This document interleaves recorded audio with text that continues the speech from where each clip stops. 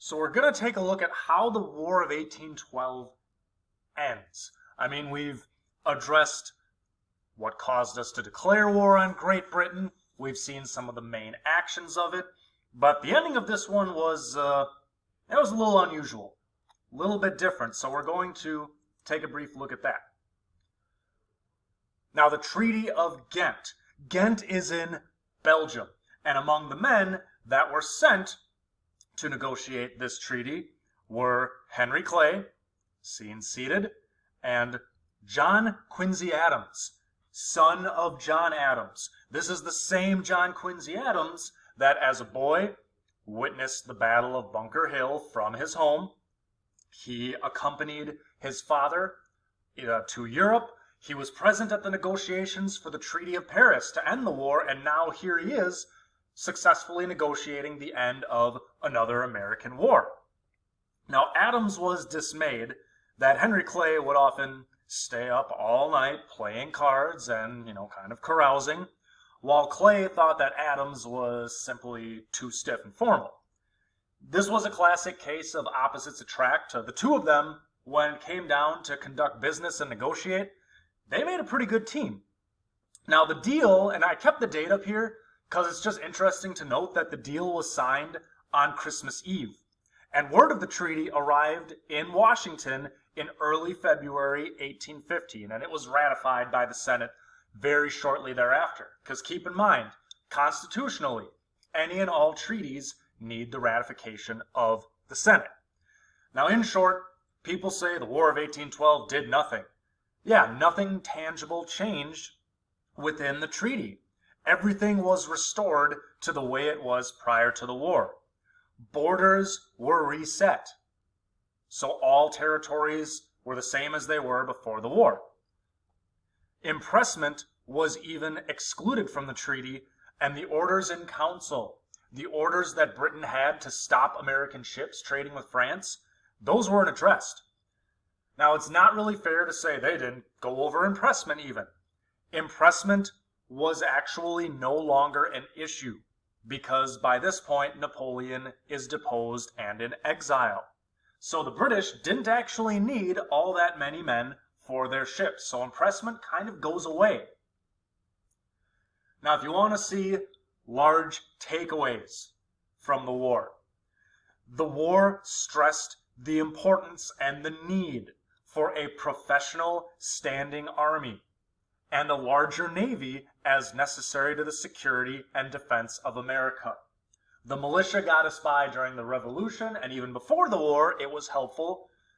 We had feared a standing army because, well, dictators have standing army. European empires have standing armies. Not us, not a republic.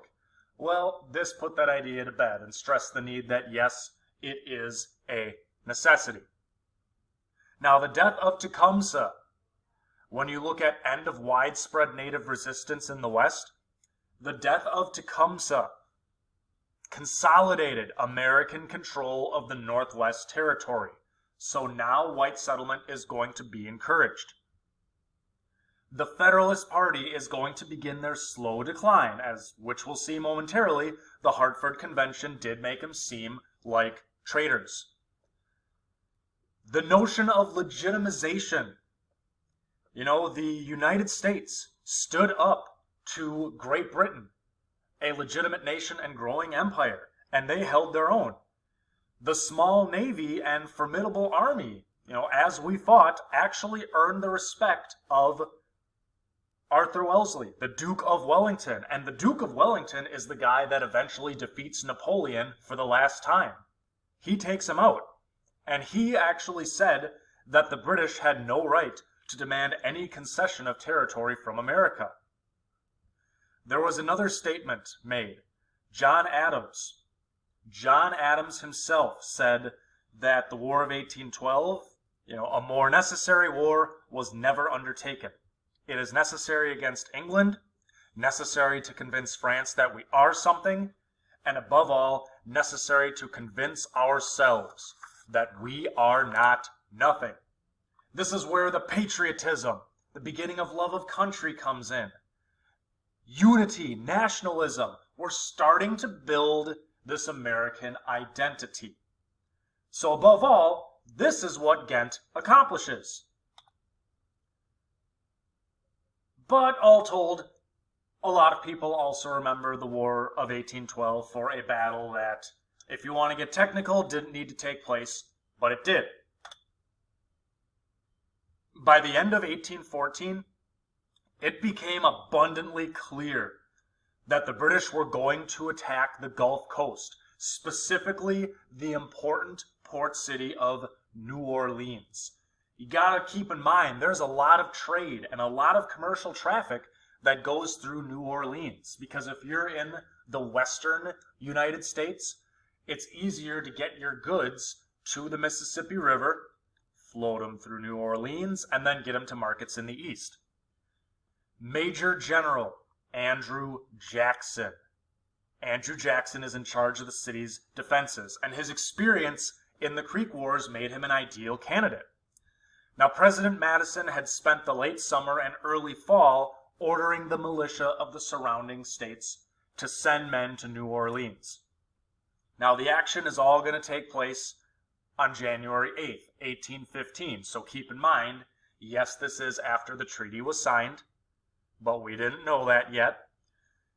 The action takes place on January 8th, but news of the battle isn't going to reach Washington until about a month later. Now it says, 45, should be 4,500 men. 4,500, 4,500, my mistake. Motley crew. A lot of different people contribute to this victory. So we have some formal troops and some men who just have combat experience. We have veterans of the Creek Wars. We have Creole men, Cajun, Spanish, free black men, pirates. Many of them are expert marksmen. And the Brits that they are facing have been transferred from service in the Napoleonic Wars. So they know what they're doing. They know exactly what they're doing.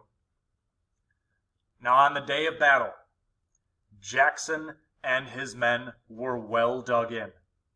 They were firmly entrenched on kind of a position overseeing the battlefield, so they had the high ground. And the British, they marched into, well, it became a disaster. It was a slaughter. An early fog covered their advances. But once the fog was lifted, they were exposed. And you can see that this whole thing took about half an hour. Jackson's men repelled the British for 2 advances, and the whole event is over in about 30 minutes. 2,500 British dead out of 7,500. 13 Americans. 13 casualties. This ensures that Jackson would be remembered as a hero for the rest of his life.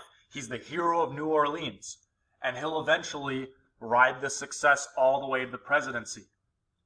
Now, this concept of Federalist villains, it relates to what we just saw about the end of the Federalist Party.